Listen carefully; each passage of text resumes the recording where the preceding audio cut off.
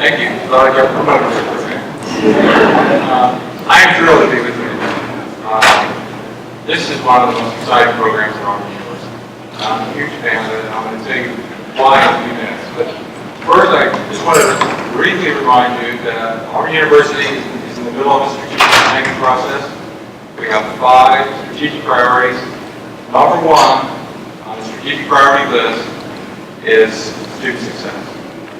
Within that strategic priority are a number of initiatives, I won't go into all of them, that are designed to help students get a great education, graduate in a reasonable amount of time. No matter how wonderful it is at Auburn, you have to leave something and stay here for 6, 7 years.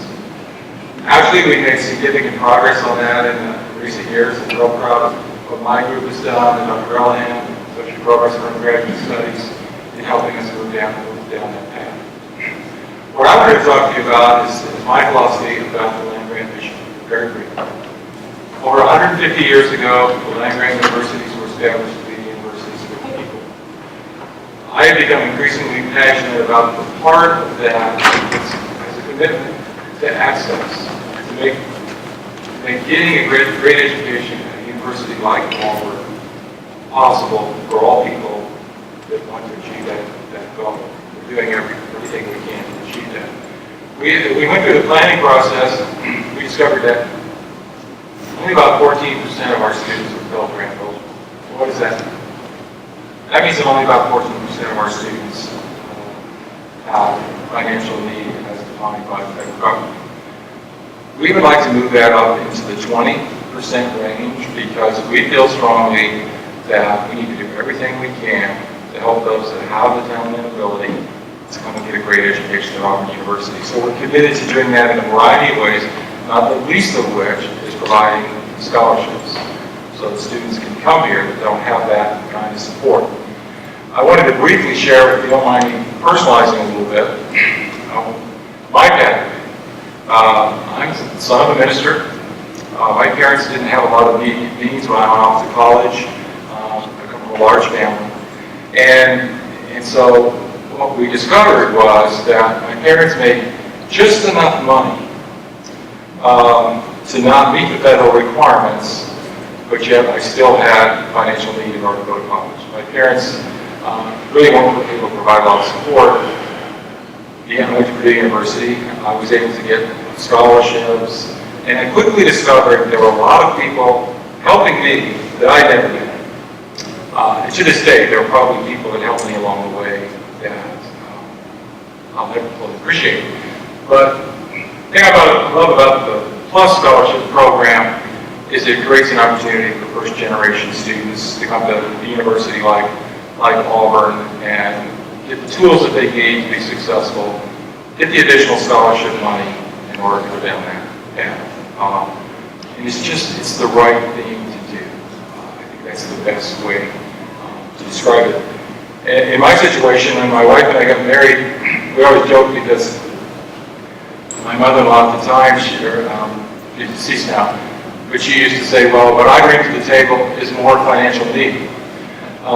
Because Marcia's family didn't have significant wealth either, and so we both found ourselves getting an education dependent greatly on loans and scholarships and some of the things that probably many of you are wrestling with. And so that's why I'm so passionate about the PLUS program. In fact, Marcia and I are so passionate about the PLUS program, we have endowed a PLUS scholarship in the campaign, made that commitment. In fact, we've written the first check towards that pledge to make that happen. That will allow a PLUS scholarship to continue to get support at Auburn University for as long as any of us can see into the future for Auburn University. And I'm really excited about that. In an earlier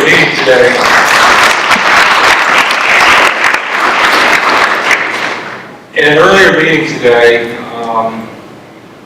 I was asked a question about endowments, because endowments can be a little tricky. Some people don't want to invest in endowments because it takes a number of years before they build to a certain level and you start to get spendable income that you can actually apply to the program.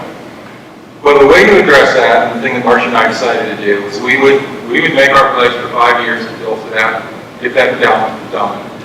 But in each of those years, we make an annual award so that the students starting next year, one student at Auburn will get a plus scholarship from us through that annual award, and then it'll build, and then when we're gone, someday it will continue on.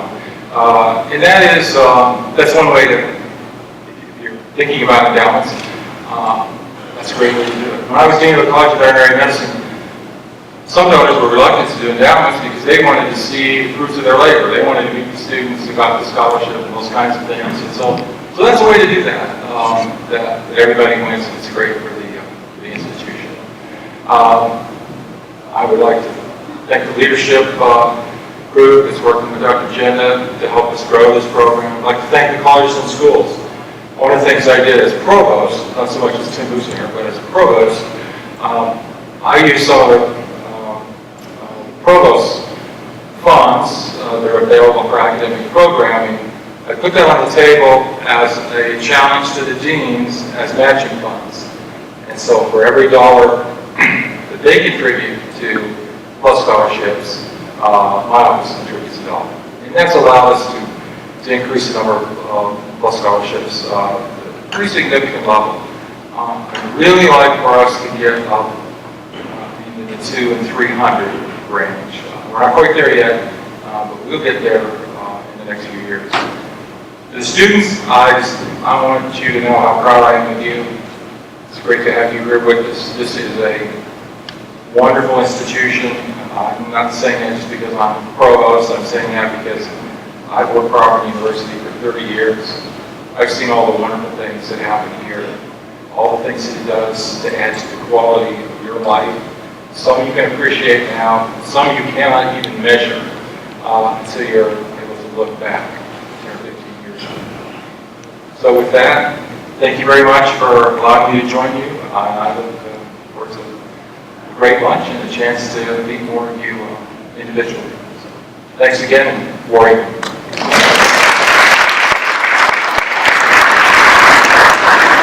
I attribute my being here first and foremost to God and my family. But I would not be standing where I am now, having accomplished all that I have, if it wasn't for the Provost Undergraduate Leadership Scholarship Program. The PLUS program provided me more than financial support. It gave me my best friends, my sorority sisters, and my fantastic faculty mentors, specifically Dr. Jocelyn Vickers, who guided me, counseled me, and encouraged me throughout all my years of study. She was there when I received my first A as an undergraduate, as well as when I received my acceptance to the University of Alabama School of Medicine this year. Without her, I would have given up on my dreams numerous times. Dr. Chichi Shadumi has also helped guide me and stepped in to offer me life experience that has shaped me into who I am today. It is because of Dr. Vickers and Dr. Shadumi that I am able to stand before you all today with a bright future ahead of me. It is because of this program and its sponsors that students around you are able to prosper and flourish on Auburn University campus. The hard work and dedication that our mentors and faculty exhibit is an image of how we all hope to go on to live our lives. The PLUS program is about making connections. It's about resources and academic support. It's about spiritual guidance and being able to pick up the phone when you need $5 for lunch. It is in the small things, and those ultimately are the things that make a college student's experience worthwhile. Without the support of the PLUS program, I honestly believe that my Auburn story would not have been a story of success and positivity. So to the parents in the audience, rest assured that your PLUS scholars are well taken care of and are becoming the best individuals in their time here. To the mentors here today, thank you for being our parents away from home, for laughing with us, for scolding us, and for ultimately setting us up for success. Lastly, to the PLUS sponsors that are so selflessly and generously donate to this program, thank you. And know that your contribution is not going to waste. In closing, to the students of the PLUS program, know that you're in the best position to achieve all that you want and can at Auburn University. Take hold of this opportunity and use it to make positive change on this campus and in the world. And if someone explains that you're crazy, politely remind them that the ones who are crazy enough to think they can change the world are the ones who do. Thank you for your time and attention. Warrior.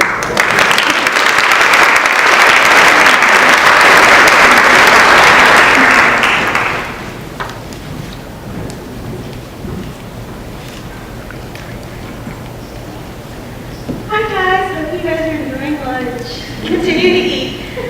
But War Eagle. My name is Michaela Stewart. I'm a senior majoring in exercise science, and I'm also a graduating senior, so I'll graduate in May. I promise to keep this short, but I just wanted you guys to understand the importance of the PLUS program. If you only had 24 hours left to live, what would you do? Would you go skydiving off of the tallest building? Or would you maybe go and wish you had done better on the test? Or would you just wish you had your perfect dream job?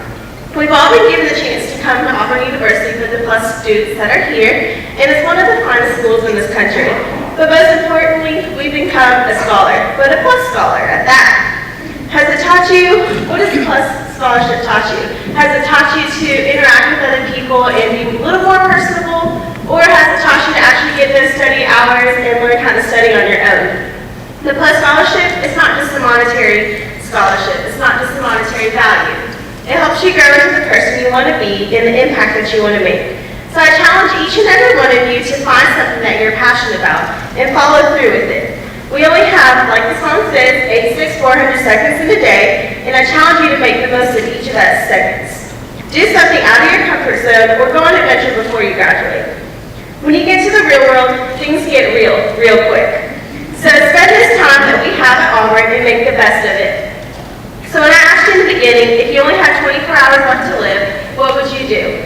Take those answers and make a goal to do this before you graduate. As I graduate and commissioned as an Army officer in May, I can look back and see that this PLUS program has not only grown tremendously, but it's helped me realize that we must live life to the fullest. It's developed me into the person I am today, and it's basically just been an awesome experience to show everyone that's here, parents, faculty, staff, and even donors, that this PLUS scholarship means so much to us. So to our freshmen, continue to build those relationships and find someone that you can look up to as a mentor. To the sophomores, start finding those internships and working hard through the summer to achieve those dream jobs. To the juniors, you're almost seniors, and so continue to strive for the best. And to seniors, we're almost out of here, we're ready to graduate. And so I can't wait to see all of you guys achieve those goals and go on to follow on schools and everything that you guys have accomplished so far and to accomplish in the future as well. So once again, I challenge you guys and everyone to go out and do what you love and love what you do. Take these opportunities and make the changes that you wish to see. Thank you. We all got some good food in our stomachs, so we all ready to go. But yeah, congratulations guys. We made it. Spring break is finally here. Thank God. But anyways, today I would like to talk to you about dreams. When I was a kid, I would walk out at night on a warm summer's night and I would look up into the clouds. And out in the country, if you catch it on the right night, the midnight sky is painted with beautiful stars and constellations. I would look up at nature's art and dream. Dream about what I could be. Dream about what could be, dream about what I could be. The PLUS program gives us the resources and the support to turn our dreams into reality. So let's explore this. What do I mean by resources? How many scholarships you know that offer students free tutors? Now most people can't even afford one tutor, let alone 3 in one semester. And these are tutors in classes that we typically struggle in, like chemistry and calculus. Now, well, I'll give you a little testimony about me. Dr. Gender, he's probably gonna hate me for saying this wherever he is, but I'm absolutely convinced that math is the language of Satan. I hate it. Now, I came through a high school educational culture that said, you know, education isn't that important. If you score points for us, if you throw touchdowns, everything is okay. But I had a passion for learning. I loved books. I love to read. I love science. But math it just wasn't my cup of tea. So when I came to Auburn, I struggled. I remember making a 50 on my first math test. I was thinking, can I really do this? But then I utilized the resources that Plus gives us. Math tutors Easy and Wanze and Sunday Aswa. Some pretty interesting names. But I'm absolutely certain if it was not for the Plus program, I would not have graduated. I would not have come through college. I would not have secured an internship with a Fortune 500 company. If it wasn't for Plus, I wouldn't have won the $10,000 Stanford scholarship. If it were not for Plus, I would be a college dropout. Another statistic. With Plus, you don't have to worry about struggling in silence. How many scholarships you know that continue to invest in a student after they receive the funds? With Plus, we are required to have 5 documented study hours every single week, on top of meetings, general meetings, cluster meetings, and things of that nature. So, but college and Plus is not just going to class, it's not just getting good grades, it's an experience. You get out of it what you put into it. So let's think about this right here. There's about 100 or so students in Plus right now, right? I was watching this U.S. Navy SEALs admiral. He gave a commencement speech at the University of Texas. And there were about 8,000 students in the audience. And he told them, if you influence just 10 people in your life, and those 10 people in turn influence 10 people, and they influence 10 people, then in 5 generations, you have influenced 800 million people. So we follow the same logic. There are 100 plus students in the audience right now. We have the opportunity to influence at least 1 million people with what we do. That is the beauty of the Plus. There are so many talented, brilliant, driven individuals here that are going to make an impact on the world, whether they know it or not. When you guys are doctors, engineer managers, or CEOs, just remember the Plus program gave us the resources and the support to turn our dreams into a reality. Thank you. He completed his internship and residency at the University of Alabama at Birmingham and has practiced internal medicine for more than 31 years. His medical career has included serving as a clinical assistant professor in UAB's Montgomery Internal Residency Program. And for more than 15 years, he has trained countless other internal medicine physicians who now practice throughout the country, as well as more than 30 nurse practitioners through programs at Auburn University, Troy University, Stanford University, and UAB. He has also mentored several students attending Auburn University.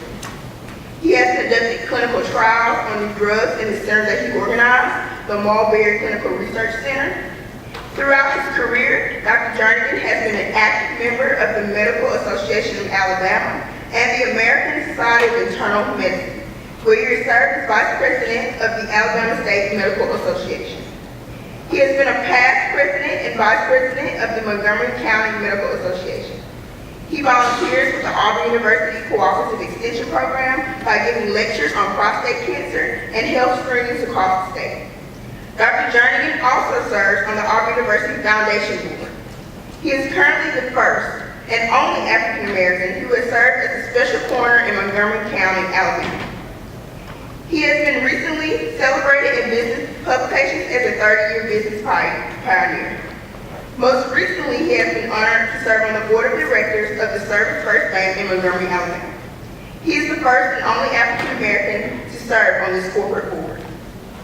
Dr. Jernigan has 2 sons, John Arby, who's earned a bachelor's degree in software engineering in 2004, and Jacob, who is pursuing a degree in kinesiology and biomedical sciences.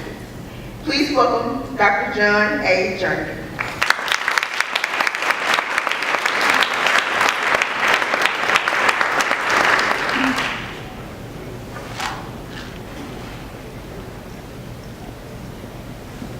Good afternoon. It's a pleasure to be here. And after hearing these young people speak, I think we could just adjourn and go home.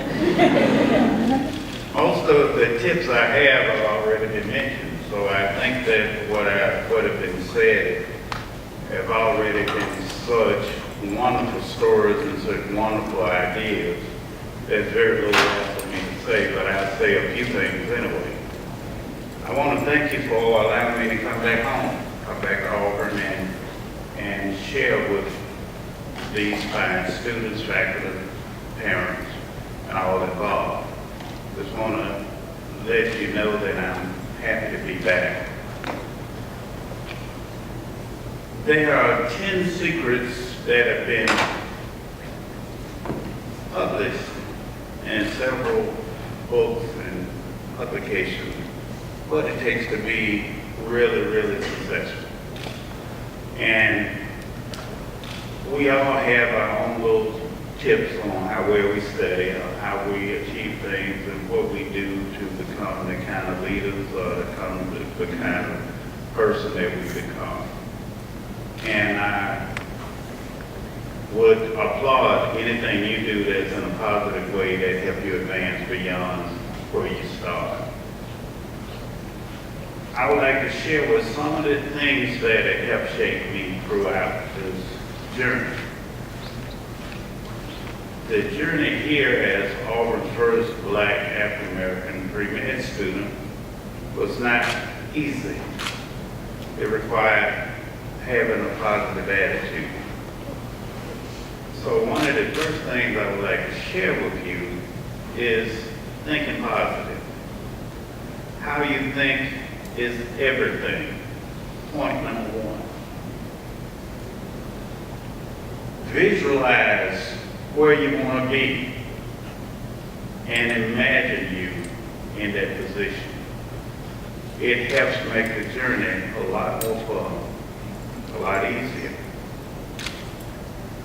One of my roommates in medical school always would leave the room, leave the apartment.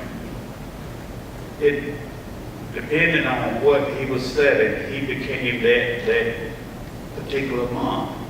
So if he was doing OBGYN this month, he would say, I'm a gynecologist. He was a third-year medical student, but that day he was a gynecologist. He wanted to envision being a gynecologist. He wanted to think about it. And while he's reading, if you think that you're the gynecologist, then when you're sitting in the lectures, you want to know a little bit more detail about it, so you do better on your exam than one who's just saying, I'm going to get through this, just get the grade, because I really want to be a pediatrician. But you have gynecology on your board exam, so you really need to understand what they're teaching you at the time. Point number one, visualize success. How you think, everything. You can take a glass of water and look at it as half full or half empty. I had one tough experience here at Auburn that I'll never forget. My keys were stolen out of my dorm room door my very first day I entered the campus. And the very next day, there was a word nigger written on the door. And I looked for my keys. I never could find them. It was a big inconvenience. My car keys were there. My dorm keys were there. Everything I owned that had a key was on a keychain. I never found it. And I happened to manage to make it without my keys. I had a new switch put in my car. I had new key bought for the door. I never could lock my foot lock anymore. And I never really knew what happened to those keys. I asked friends who were playing tricks what happened to them. And it turns out that I never found out until my last quarter here. We were on the quarter system then. One of my schoolmates came up to me and asked me had I ever found my keys or found what happened to them. I said, no, I forgot all about that incident when I was a freshman. He said, well, I'll tell you now, but I wouldn't tell you then. He said, my roommate stole your keys. And my roommate was one of those people who were too radical for the Ku Klux Klan. He was too radical for the John Birch Society. They all turned him down. He had guns and weapons in his vehicle. I went home with him one weekend. There was one room in his home he had called his nigger room. And he had a bag with blood on it where he had beaten an old black man. And he said he had a Confederate flag over the mantle and a sword from the Confederacy, and your keys were hanging on that sword. You were just one of the people that he wanted to damage, and he made your life miserable for a while, didn't he? I said, yeah, it was an inconvenience. And this gentleman's name was Steve Nolan. He said that I wrestle as to whether to tell you about these keys or not. He said, but I made a decision not to tell you. The reason I didn't tell you is because I knew how dangerous he was, and you didn't. And if you had confronted him by the keys with all the weapons he had, he could have destroyed you. And I looked at him and I gave him an embrace, and I said, thank you for not telling me. There were two ways I could have felt about those keys. I could have been bitter the rest of my life, and I could hate all persons who have that type of philosophical view on life or political view, or if they had an insane view of African American citizens. But the other way you can accept that is rejoice in the friendship I had with Steve Nolan, in that he actually protected me by not telling me.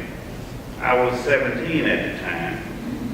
I wasn't a hothead. I didn't have bad manners. But I would have confronted the guy and asked him for my keys. I had no idea the guy had 245 Magnum guns on this person. So I could have been killed.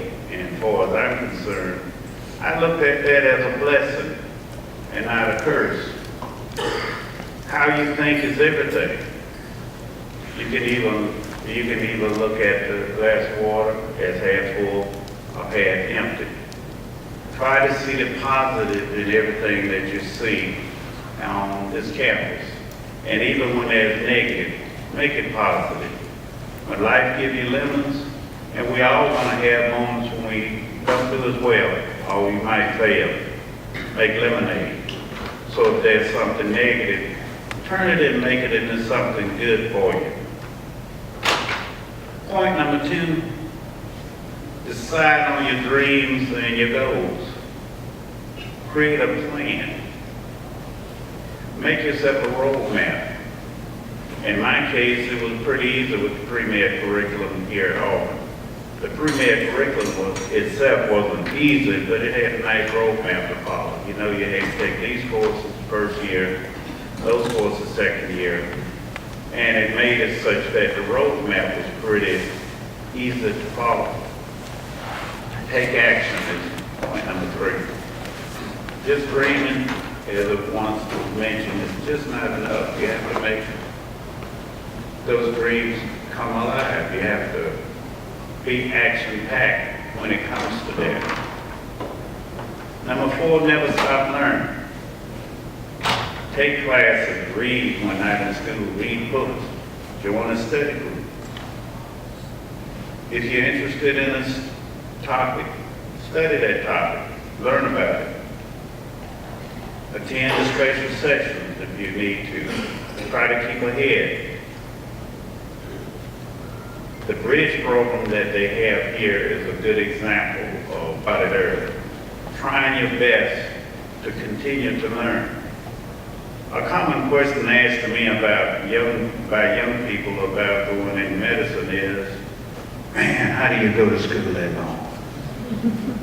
That's 8 full years of schooling. Then if you want to be a neurosurgeon, you got to do 5 years of surgery. Then you got to do another 3, 4, 5 years of neurosurgery. Oh, that's too long. And point number 4, never stop learning. Regardless of what field you go into, you're gonna have to learn to stay on top. You're gonna have to keep being innovative. You're gonna have to keep changing. You're gonna have to keep studying, even after you get your degree. I hate to tell you, those of you who are graduating and leaving, it's steady getting old. How would any of y'all like to come to see me as a physician if I was still practicing 1995 medicine and it's 2015? When I finished medical school, we didn't have a disease called AIDS. It didn't exist. A lot of the technological, the biotechnology revolution that we are going through now, the Human Genome Project and all this stuff we know about DNA mapping and genetics, was just a dream back then. So I have to read on a daily basis. I have to stay in school. So you don't ever get out of school. You just get better habits. And you learn to read and enjoy. And you play games. The same games that you made when you were studying in chemistry or organic chemistry or physiology or anatomy or whatever course you're talking about. You never stop learning. Imagine how successful the largest company is now, Apple. If they just had stopped with the Macintosh and not developed the iPad, the iPod, iPhone, and now the iWatch, Apple TV, they keep learning, they keep changing, they keep on. So in your lifetime, never stop learning. So when you have tests, exams, new stuff to learn, love it. Learning is so much fun. Number 5, be persistent. Work hard. There's no crime in working hard. You feel so much better if you work hard and make a B than if you didn't work hard and make a B. Just give it all you got. I would not be disappointed if you did all you could do and just made a B. I would be more disappointed if you were an A student, though, just played around and made a B. So just use all your potential. 2 Corinthians 9, whoever sows sparingly will reap sparingly, and whoever sows generously will also reap generously. Success is a marathon, it's not a sprint. So you have to work hard, you have to keep going. You just don't go 4 years, get through all and then quit. You have to keep learning, have to keep going. It's a marathon. Point number 6 is to learn to analyze details. Learn as much about your topic as you can. Friends of mine, when we studied, I had one friend who would read the book, the chapter 4, then he'd start back and read it backwards. I never could understand what he was doing out of that, but he did it. But you need to try to analyze as many details as you can. Overlearn. If the teacher's only going to have 10 questions on the exam, be prepared for 20 or whatever. Or if they only have 100, be prepared for 200. Focus your time and your money. On a college campus, there are many distractions, and we all enjoy football. We all enjoy a party or two here or there. But you're here to get your education. That was my focus. I remember one Saturday I had a lab exam, and I only took off one day a week as an Auburn student. That was Friday night. I was exhausted, and I was just out of gas. So I would take off Friday night, but I would study Saturday and Sunday afternoon and Sunday night. And for some reason, one professor decided to give up an exam on Saturday. And What was wrong with him? I take off every Friday night. So it was very, very difficult for me to concentrate on that particular Friday night. And I have students that tell me the same thing. There's a difference between Friday night when you're a college student and you broke, and Friday night when you're MD and you're a millionaire. Focus your time and your energy. There's going to be a Friday night every week for the rest of your life. Give up a few of them if you need to. Focus. Your goal is to get the education. They're going to make a Friday night next week.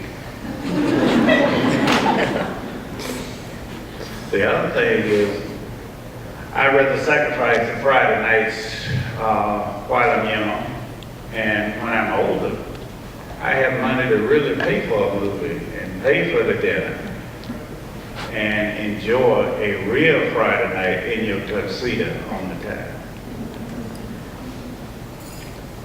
Number 8, don't be afraid to innovate or to be different. When I was here, there was a group of people that sat down in Haley Center in a certain corner. I don't know if that corner is still there or not. I guess this is the new hangout rather than Haley Center basement. But most of the people I saw hanging out down there were not moving very fast through their progression in the college. In fact, there was one guy that was a sophomore when I got here, and he was a junior when I graduated.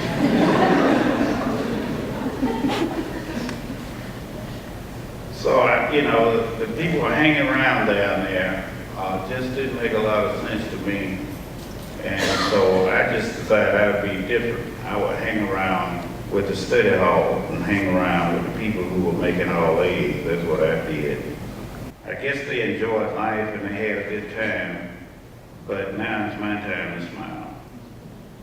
Number 9, communicate with people effectively.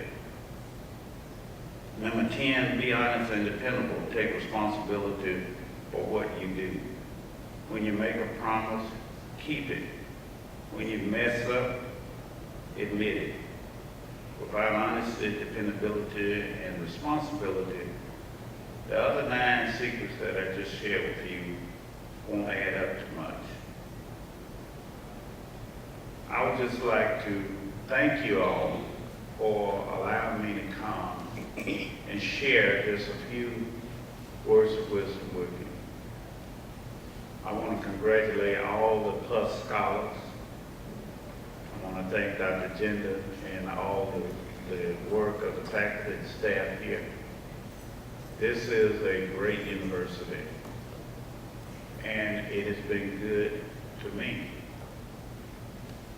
I was accepted after being Auburn's first African-American pre-med student. I was accepted at several medical schools. UAB, University of South Alabama, Emory University, and the University of Florida. During my interview at the University of Florida, one of the persons interviewing me said, "You've gone to a very good school. If you come here and work as half as hard as you worked at Auburn, you'll be a doctor." This is a great university. There was one negative thing that happened to me regarding my keys while I was here. But there were so many more positive things. So many positive things that I use this as a foundation for the College of Medicine at the University of Florida and went on to do my internal medicine residency and internship at UAB. And using all of that, the foundation though started here at Auburn. You are at a good place. And once you get the grades here, you've got an excellent education. They can help you write your ticket to as far or as high as your dreams take you. Thank you. Dr. Johnson, thank you for sharing your experiences with us. As an alum, it means a lot for me, and I know that it means a lot to the current students and their families. So students, one thing, while he was talking, it just made me think, just take, something I hope that you all take away from what he said. Don't let any temporary obstacle stop your motivation to succeed in anything you set your heart on. So set your heart on something. And hopefully that it's for each and one of you to graduate. So I know me as an alum, I want to see as many of you all graduate as possible. So with that being said, the next person that's coming with closing remarks is Dr. Overton Jindal, who is the Associate Provost of Diversity and Multicultural Affairs.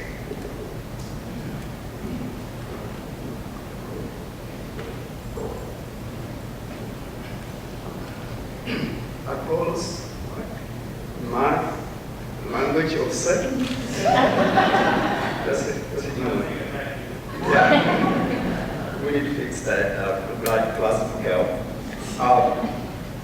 I'm Overton Jindal. I serve as Chief Diversity Officer here, and what happens is you go up the ladder, more senior. What happens is you supervise a lot of things on campus, but you don't have hands-on those activities. So you manage, and what you do is try to surround yourself with a lot of good people that actually do the work. And as Jim Gooch says, just don't mess it up. So what I want to do now is acknowledge some of the folks that have done great work on this campus helping us out. But before I do that, I would like to thank the speakers. John, thanks for those kind words and good things that you said. And by the way, he's become a great friend of Auburn. He's now on the foundation board helping us out with fundraising. And the students, those were great speeches, okay? And that's really, really good. Thanks for doing that. I'll start maybe with some of the administrators that are here. You met Provost Businger, he just left. And I know I'm going to leave out people because my list here, I'm seeing faces that somehow I didn't know that some of them were here. But let's start with is Russian van Wackenberg here. Is she still here? Can you stand up, please? Yeah. She's the Vice President of Alumni Affairs. So you guys, when you graduate, you can make sure. Please.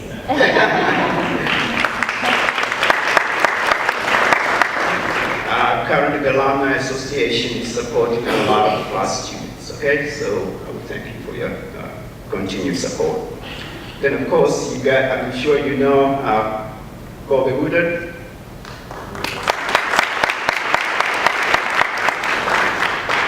All right, he's the Vice President of Student Affairs. So if you're a student and you don't know him, then you're in trouble. Yes, we need to fix that. And then, of course, with Nick Giordano here, he's the Dean of COSAM. He's my boss, the other half, okay? So I got to be very nice to him right now. But thanks for his support. And then there's Constance Brennan, I think she's over there. She's the Associate Provost for Undergraduate Studies. If you're an undergraduate student, you don't know how, you're in trouble again. You get to know who she is. And I think I just saw George Condell here. Yeah, I think I saw Japanese. It's also been graduate school. So you guys, if you're in graduate school, you might want to stop by before you leave and chat with him. So he's another great supporter. Then I might leave people out, but there's Dr. Paul Patterson from Associated Academic Affairs from I'm mentioning all these people is they're the ones who really provide some of the funding, some of the services that you guys take advantage of. Really, these offices really help us out. Then, of course, this thing costs money, all right? So I would like the Leadership Council, Diversity and Multicultural Affairs, Leadership Council, please stand. All the members can stand up.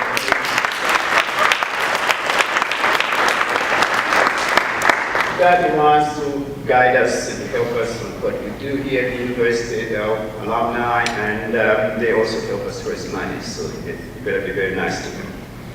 All right, and then there are people on campus that actually implement diversity strategic plan that we have. So they're in the colleges, they help us run some of the programs out there. So if I can have members of the Diversity Council and members of the Multicultural Diversity Council, Commission rather, please stand so they can be recognized.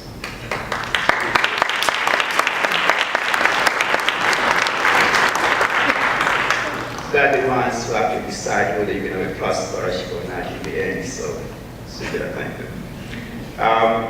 Then, of course, I need to recognize these students. Can students please stand? I've been seeing you stand up, please stand.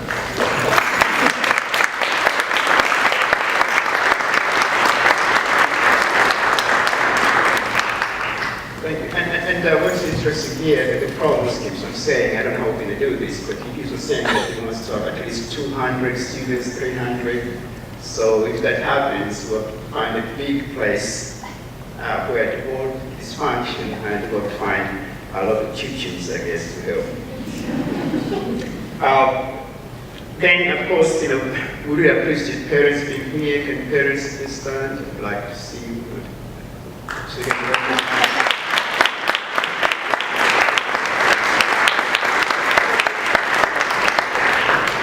Thanks for coming, and I hope you continue to help us out. As you go back, I just want you to tell your neighbors that Auburn is great.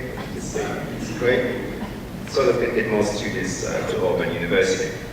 Last week, class costs a lot of money, as you said. It costs a lot of money. So 126 students right now, that's 2,000. That adds up. And the provost talks about 200, that's 2,000 plus. Running programs costs a lot of money. But we cannot really run these programs without individuals and corporations that actually help us out. So right now, today, we have Craig Busby here, who's representing Wells Fargo. He's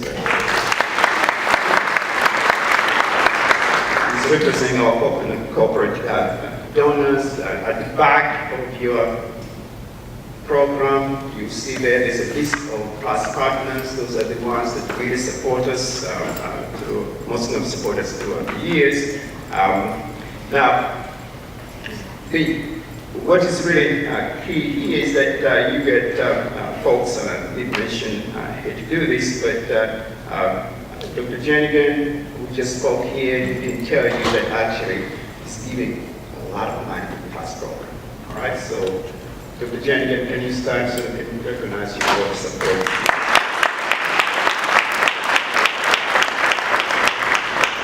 Then I would like to mention that the West Guard is here, right? Joe Smith, can you guys stand up? And Kelly Young, she's here. Yeah, these are alumni. They donate money to our program, and we really thank you for what you do. So the point of this is that, okay, in conclusion, Dr. Usinger likes to say that he would like you guys to graduate for 4 years. Within 4 years, graduate and get out of here. I always suggest that maybe if we just give you bad food or bad cafeteria somewhere, you might want to graduate. We're there 4 years or done. But you guys, sometimes we treat you so well, you stay here much longer than 4 years. But I want you to get out of here within 4 years. Definitely don't take 6. The reason is I want you to find a good job. All right? So that's really a win for you. Find a good job, get a high income over there. But for us, it's nice that you graduate quickly so that we can find other students to come in and take your place. Stay here longer, then it doesn't really help us that much.